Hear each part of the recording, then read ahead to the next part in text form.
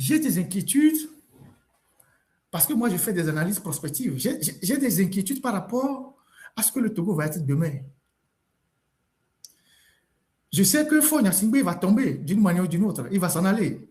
C'est un président qui est en sursis. Il a trop de problèmes. Il finira par tomber d'une manière ou d'une autre. Mais parfois, j'ai peur de l'après-Faure par rapport à la manière dont on aborde certains problèmes.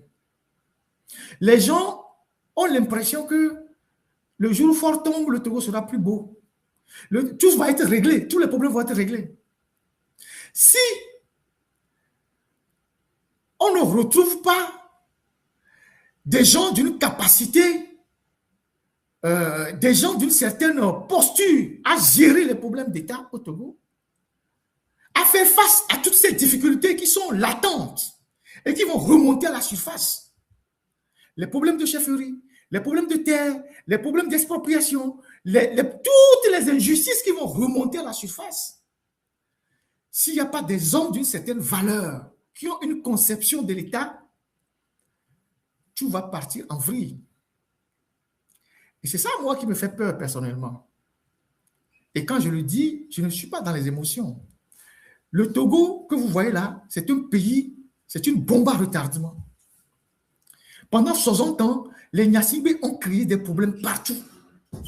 Et tous ces problèmes-là vont remonter à la surface. Et vous savez que pendant 60 ans, ceux qui veulent aujourd'hui conquérir le pouvoir ont été exclus de la gouvernance.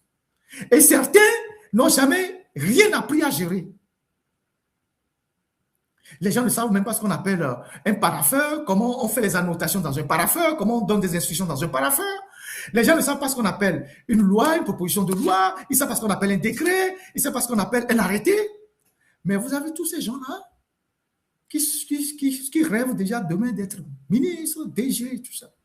C'est la seule chose qui intéresse les gens. Alors que le pays est dans un chaos pas possible.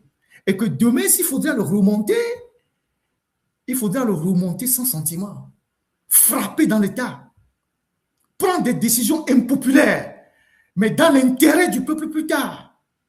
S'il y a des quartiers à raser, il faut les raser. S'il y a des décisions impopulaires qu'il faut prendre pour redresser le pays, il faut le faire.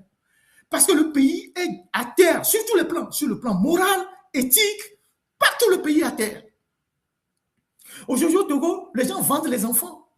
Il y a une criminalité qui s'est installée au Togo. Les gens font des enlèvements et ils demandent des rançons. C'est-à-dire, le Togo est devenu un pays criminel.